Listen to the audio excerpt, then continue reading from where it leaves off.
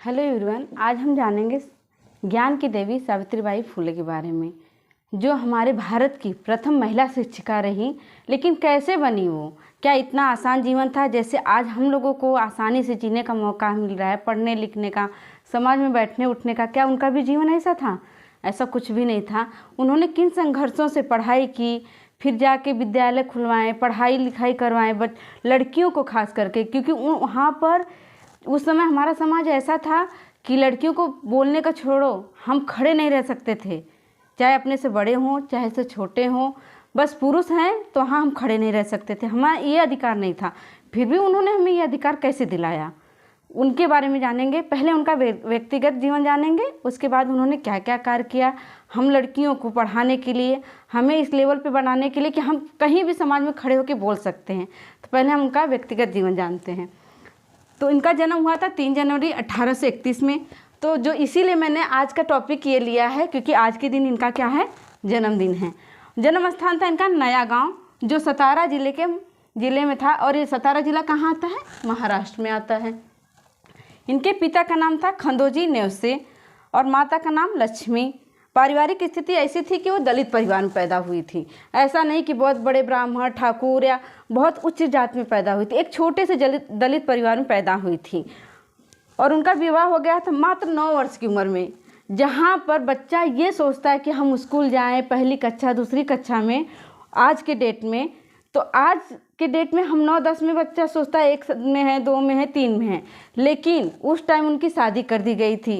और लेकिन ऐसे इंसान से शादी कर दी गई थी जिनके बारे में कोई उतनी अच्छी तरह से नहीं जानता था। बहुत अच्छे इंसान के साथ शादी हुई उनकी। वो थे समाज सेवी ज्योतिबा फुले के साथ शादी हुई, जो उस समय वो समाज सेवा कार्य करते थे। और समाज सेवा से उनकी शादी कर दी गई तो सोचे मेरी बीवी तो पढ़ी लिखी नहीं है और मैं इतना बड़ा समाज सुधारक कैसे कर पाऊंगा, समाज में अपने सुधार कैसे लाऊंगा। तो उन्होंने क्या किया, रात को जब खाना पीना खा पी के सब सोते थे तो क्या करते थे, सोचे कि अगर आज तो मैं समाज सुधार कर रहा हूँ, कल को अगर मेरी मृत्यु हो जाएगी तो क्या करूँगा, मेरे समाज का सुधार कैसे होगा, दलित परिवार कैसे ऊपर जाएगा। तो उन्होंने क्या सोचा कि जब हम खा पी के पति पत्नी साथ में रहते, कोई तो हम पे पाबंदियाँ नहीं होती है, तो उसी टाइम क्यों ना अपनी बीवी को पढ़ाया लिखाया जाए। घर में ही दिए के उजाले के साथ, जो बोलते थे डेबरी, जो मिट्टी के तेल से जलाई जाती थी। तो जब सब सो जाते थे, देखते थे कि आसपास कोई नहीं है, ताकि उन पर कोई पाबंदी ना लगा सके, तो क्या करते थे, अपनी बीवी को पढ़ाना लिखाना सिखाया। उन्होंने बताया कि पढ़ना क्या होता है, आप पढ़ोगी तो कैसे आगे बढ़ोगी, किस तरह से संघर्ष कर पाओगी, लोगों से लड़ सकोगी, कैसे अपने जीवन के स्तर को बढ़ाओगी। तो उन्होंने ये समझाया सावित्रीबाई फुले को। किसने समझाया? उनके पति ने, ज्योतिबा फुले ने। तो उन्होंने पढ़ाया एक एक चीज़ें। कभी उन्होंने पेन तक नहीं, पेन छोड़िए, जो पहले एक आती थी मिट्टी की चौक, वो उन्होंने देखा नहीं था, स्लेट उन्होंने देखा नहीं था। वहाँ से उन्होंने आज से शुरू किया पढ़ाना। किसे? सावित्रीबाई फुले को। फिर उन्होंने समझने लगी नहीं, पढ़ाई लिखाई कुछ अच्छी चीज़ें होती है। तो उन्होंने क्या किया, पढ़ना चालू किया, अपने पति की बातों को मानने लग गई, अच्छे से मानने लग गई। वो जैसे जैसे कहते, जो पढ़ा के जाते, दिन रात को पढ़ाते, दिन में अगर वो काम से फुर्सत मिलती थी तो अपना पढ़ाई लिखाई करते थे, वो करते रहती थी। फिर उनको लगने लगा नहीं, हम पढ़ रहे हैं तो हमारे आसपास की लड़कियों को भी पढ़नी चाहिए।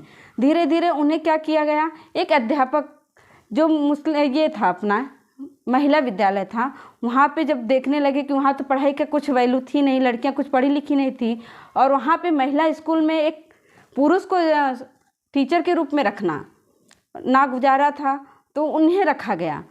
तो उन्होंने सोचा यहाँ पे तो लड़कियों की संख्या नहीं है, हम नाम मात्र के स्कूल आ रहे हैं जा रहे हैं।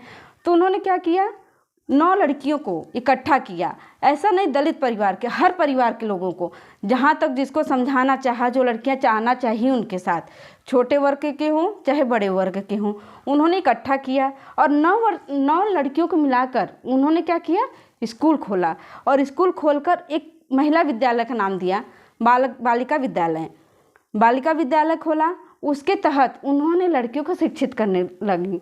और क्या हुआ, जब वो रास्ते में जाती थी अपने स्कूल पर, तो क्या करते थे, जो पुरुष प्रधान हमारी जाति थी, हमारा समाज जो था पुरुष प्रधान था, उनको तो नागवारा था। उनको लगता था लड़कियां पढ़ लिख लेंगी तो फिर हमारा जो क्या कहते हैं जी हजूरी कौन करेगा, घर का खाना कौन बनाएगा, हमारे पैर कौन दबाएंगे, हमारी केयर कौन करेगा। तो वो सोचते थे कि लड़कियां तो पढ़े नहीं, चाहे छोटी जात की हों चाहे बड़ी जात की हों, बाहर निकलने लगेगी तो लड़कियों हमारी बदनामी हो जाएगी, लड़कियों के साथ गलत व्यवहार होगा, तो हमारी लड़कियों से शादी ब्याह कौन करेगा।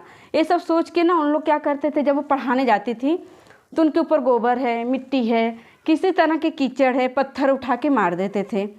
तभी भी वो एक दो बार देखी, एक दिन देखी, 2 दिन देखी, वो क्या कहती थी, छोड़ो जाने दो, इन लोगों के सामने हम नहीं लड़ेंगे, हमें जो हमारी लड़ाई है हम उससे लड़ेंगे। तो उन्होंने क्या करती थी, एक बार देखा 2 बार देखा तो अपने थैले में क्या करती थी, अपनी एक साड़ी, जो भी साड़ी वो रेगुलर यूज करती थी वो लेके जाती थी और वहाँ स्कूल पे पहुँचने के बाद अपनी साड़ियों को बदल देती थी, ताकि उनको दिक्कत ना हो, पढ़ाने में किसी तरह की कोई प्रॉब्लम ना हो। इन सब कठिनाइयों के तहत उन्होंने लड़कियों को पढ़ने का अधिकार दिलाया और उन्होंने एक पे एक करके महिला विद्यालय की स्थापना करवाती गई पति के साथ में अपने। तो देखिए सामाजिक कार्य था, भारत की पहली महिला अध्यापिका थी। इन्होंने नारी मुक्ति आंदोलन की पहली नेता थी। ये क्या की थी, जैसे नारी मुक्ति, जैसे विधवा विवाह हो गया, सती प्रथा हो गया, तो इसमें क्या था कि औरतों को सती प्रथा में जला दिया जाता था। पति मर गया, बच्चियां हैं, कम उम्र में तो शादी होती थी पहले, तो उनको जीने का अधिकार नहीं था, उनको सीधा जला दिया जाता था पति की चीते के साथ। ये सब के खिलाफ जो आंदोलन हो रहा था, उनके पति जो कर रहे थे उसके साथ उन्होंने क्या किया, अपने पति के साथ सहयोग की। और आंदोलन में पहली बार ऐसी महिला थी जिन्होंने सहयोग किया था। आधुनिक मराठी काव्य अग्रदूत भी इन्हें कहा जाता है। ये मराठी काव्य की अग्रदूत कही जाती है, क्योंकि मराठी में ये महाराष्ट्र की थी, तो अदर लैंग्वेज का तो उनको अता पता नहीं था, लेकिन जो वहाँ की लोकल लैंग्वेज बोली जाती थी उसके बारे में वो कविता लिखती थी, समाज सुधारक के बारे में, किस तरह हमारा समाज ऊपर उठेगा, किस तरह लड़कियों को पढ़ाना चाहिए, किस तरह से हम नारी शक्ति को आगे बढ़ाएं, ये सब पे देखा जाता था। तो इसमें कविता लिखती थी, इसलिए उनको क्या कहा जाता था, आधुनिक मराठी काव्य अग्रदूत भी कहा जाता था। मात्र 9 विभिन्न जातियों की लड़कियों के लिए 1848 में बालिका विद्यालय की स्थापना की। और कहाँ की थी उन्होंने, पूरे शहर के भीड़ेवाड़ी इलाके में। ठीक है, सन 1851 में और इनके पति के प्रयास पर पुणे के रास्तापेट में दूसरा बालिका विद्यालय खोला उन्होंने। इस तरह से उन्होंने एक पे एक 15 मार्च 1852 में भी तीसरा बालिका विद्यालय खोला। इसी तरह उन्होंने एक पर एक टोटल कुल 18 महाविद्यालय उस टाइम में खोले, जहाँ पर लड़कियों को खड़ा होने का, समाज में उठने बैठने का, बोलने का अधिकार नहीं था उस वक्त। आज तो हमारा समाज बहुत आगे है, फिर भी हम लड़कियों को पढ़ाने से कतराते हैं, बस इस नाम मात्र से कि लड़कियां शादी करके कहीं और चली जाएगी। अब पढ़ाते भी है तो क्यों पढ़ाते हैं, जब तक शादी नहीं हो रही। कल को ये लड़के वाले देखने आए तो कहें लड़की क्या कर रही है, तो बोलेंगे लड़की पढ़ रही है। अब क्यों पढ़ रही है, नाम मात्र का पढ़ रही है। ऐसा मत कीजिए आप। उस समय जब ये पढ़ाई, इनके पास कुछ भी नहीं था, उन्होंने पढ़ाया, तो आज सोचिए हमारे पास सारी सुख सुविधाएं हैं, समाज में हमारे पास जीवन जीने का तरीका है, स्तर उन्होंने हमें बढ़ाया। 1876 से लेके 1879 तक जब हमारा वो अकाल पड़ा था हमारे देश में, तब इन्होंने क्या किया था, 2000 बालिकाओं के लिए अन्नदान, मतलब भीख मांगकर लोगों से 2000 बालिकाओं के लिए, छात्रों के लिए उन्होंने क्या किया था, अनाज की व्यवस्था करवाई थी। सोचिए उस समय अकेली महिला इतना कुछ कर सकती है। आज तो हमारे पास पूरी की पूरी महिला की फौज है। और वो प्लेग की बीमारी के टाइम उसी तरह प्लेग फैला हुआ था, जिसको छुआछूत की बीमारी बोलते हैं। और उनके पास जो प्लेग की बीमारी हुई थी, जिनको भी हुई थी, उनके आसपास कोई आना जाना पसंद नहीं करता था, लेकिन उस टाइम भी उन्होंने क्या किया, उनका सेवा किया। और इसी दौरान उनका 10 मार्च 1897 में प्लेग की बीमारी के दौरान लोगों की केयर करते हुए उनकी मृत्यु हो गई। इन्हीं के ऊपर मैं एक कविता लिखी हूँ, शायद आज पहली कविता है, मैं कभी सोची नहीं थी कि मैं इस तरह का कुछ लिख सकती हूँ। मैं एक कविता लिखी हूँ, 1000 अपमान से हैं फिर भी स्त्री शिक्षा की जोत जलाए रखी सावित्रीबाई फूले ने, लोगों ने पत्थर मारे कीचड़ फेंके फिर भी हार न मानी सावित्रीबाई फूले ने, लड़कियों को सम्मान की जीवन जीने की राह दिखाई सावित्रीबाई फूले ने, घर से बेघर कर दिया समाज के ठेकेदारों ने, फिर भी अड़ी रही अपने नेकी के कामों में, लोगों की सेवा करते करते अपनी जान गंवाई सावित्रीबाई फुले ने। ज्ञान की देवी सावित्रीबाई फुले को कोटि कोटि नमन। धन्यवाद। Thank you. वीडियो को लाइक और सब्सक्राइब जरूर करिएगा।